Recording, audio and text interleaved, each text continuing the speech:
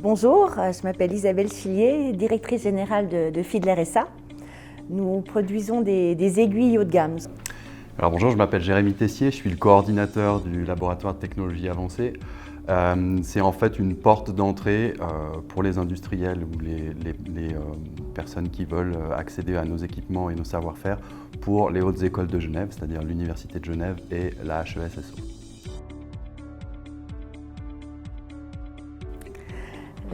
La fabrication des aiguilles de montre est très complexe et très exigeante en termes de qualité esthétique notamment. Et dans le cas présent, nous avions une problématique de défaut à la surface de l'aiguille, des défauts dits déformés qui provoquent des zones d'ombre sur la surface de l'aiguille. Il faut avoir un œil d'expert pour remarquer le défaut. Il faut utiliser le microscope pour détecter ce défaut.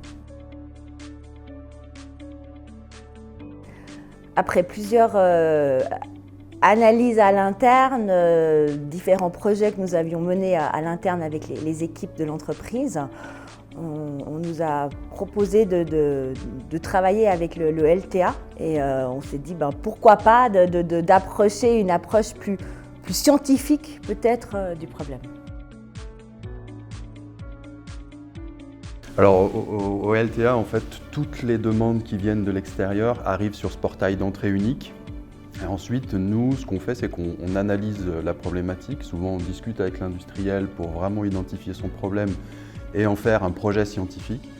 Et ensuite, ce projet scientifique, on l'adresse aux groupes au sein des hautes écoles qui sont susceptibles d'entrer en matière et d'apporter une solution scientifique et technique.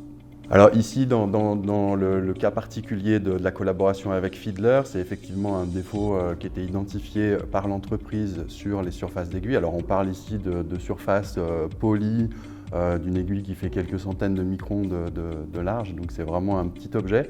Le défaut, comme le disait Isabelle, c'est vraiment un défaut très subtil à identifier. Donc nous, il s'agissait d'essayer déjà de le voir nous, parce qu'on n'a pas l'œil expert des opérateurs de l'entreprise.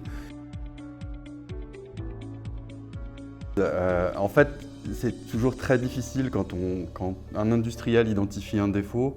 Nous, on n'a pas tout l'historique de l'aiguille. Donc on a rendu visite à l'entreprise pour essayer de voir un petit peu la façon dont ils travaillent, quelles sont les différentes étapes dans le process de fabrication. Et puis nous, derrière, on essaye de faire un lien entre le défaut qu'on observe et puis un défaut peut-être dans la matière première ou quelque chose qui aurait pu réagir chimiquement lors du process. Il y a beaucoup de phases de nettoyage, de choses comme ça, qui pourraient révéler le défaut juste après coup, après polissage. Effectivement, c'est essayer de déterminer à quel moment dans le flux des différentes opérations de la fabrication des aiguilles, il y a à peu près une trentaine d'opérations pour fabriquer des aiguilles. Donc c'est de déterminer à quel moment dans le process ce défaut apparaît. À l'époque, lors du moment du projet, on le détectait en visitage final. Et effectivement, on a partagé sur le flux de fabrication les différentes étapes. Et avec l'aide des experts, d'essayer de mettre le doigt où c'est que ce défaut était généré. Alors le mystère a été partiellement résolu. Nous, on a pu identifier quelques liaisons, en tout cas, entre la microstructure de l'alliage et puis l'apparition du défaut. Après, je pense qu'Isabelle peut parler un petit peu plus de la façon dont ils ont, eux, résolu le problème global de la fabrication et de la qualité des aiguilles en interne. Alors effectivement, on a une première conclusion des premiers flux d'analyse qui a été fait par le LTA. Analyse très intéressante qui nous ont donné des pistes de réflexion. Alors nous, au LTA, l'activité d'analyse repose essentiellement sur les groupes de recherche. On n'a pas de laboratoire en propre au LTA.